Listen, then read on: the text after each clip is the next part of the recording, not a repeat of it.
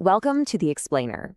Today, we're diving into a story about something almost all of us feel every single day: stress.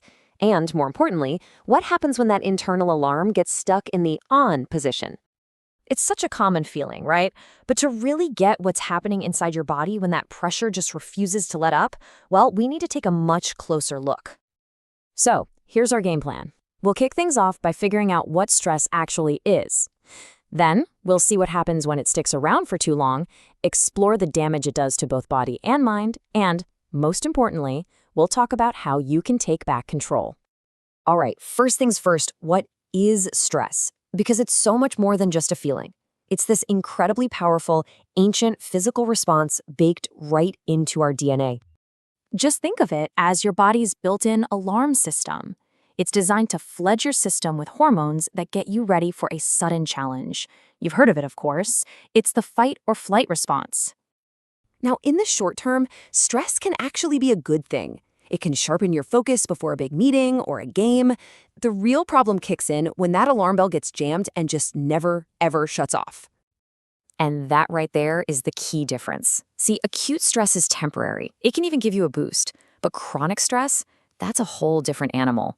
It's this relentless, silent pressure that has some really serious consequences for your health.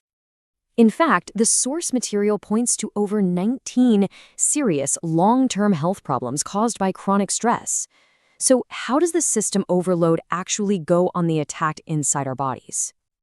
Well, when stress is constant, it pretty much launches a full-scale assault on your body's systems, and it often starts with your heart.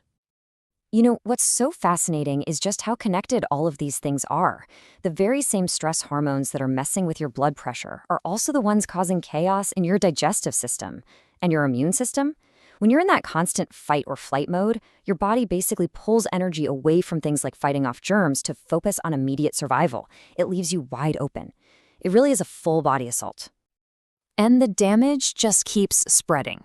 That constant drip of cortisol tells your liver to pump out more sugar, which bumps up your diabetes risk.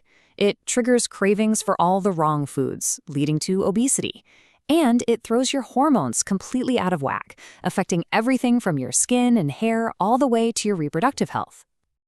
And beyond all the physical stuff, chronic stress is basically waging a war on your mind. Yeah, and this isn't just about feeling a little out of it.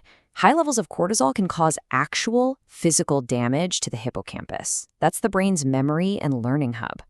Over time, chronic stress can even lead to brain atrophy, a literal shrinking of the brain. That directly hits your ability to remember things and to focus. This creates this nasty, vicious cycle. You feel foggy and irritable, right? Which makes work harder, which makes life harder, and that, in turn, just creates more stress. Oh, and it totally wrecks your sleep. Up to 80% of people dealing with chronic stress have insomnia or poor sleep, which robs your brain of its only chance to repair itself. So after seeing all that damage, we get to the most important question of all. How in the world do we turn that alarm off? Let's open up the toolkit for taking back control. The good news is you are absolutely not powerless against this. There are clear, real strategies you can use to fight back. And it all starts with one of the most powerful tools you have: just moving your body.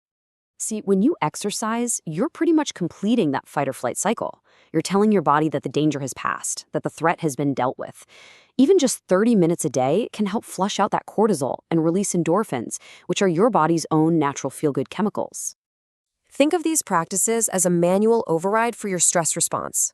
Deep breathing, for instance, stimulates something called the vagus nerve, which runs all the way from your brain to your gut. It actively calms your entire nervous system down. It's how you shift out of that high alert mode and into a state of rest and recovery. These fundamentals are all about building your body's core resilience. It's like building a stronger foundation for a house. Quality sleep is when your body does its repairs, a good diet gives you the right fuel, and cutting back on stimulants like caffeine stops you from hitting that stress alarm by accident. And finally, and this is so, so important, connect with other people. Talking with your friends or family isn't just a nice distraction. It actually releases oxytocin, the bonding hormone, which is a powerful, natural stress buster. You really don't have to go through this alone. So, here's the ultimate takeaway. While chronic stress is a really serious threat, it is manageable. The headaches, the anxiety, the exhaustion, all of those are just signals. They're your body asking for help. It's a call to action, not a life sentence. So we'll leave you with that thought. Whether it's a quick walk around the block, 5 minutes of deep breathing, or just picking up the phone to call a friend, what's your first step going to be? Thanks so much for joining this explainer.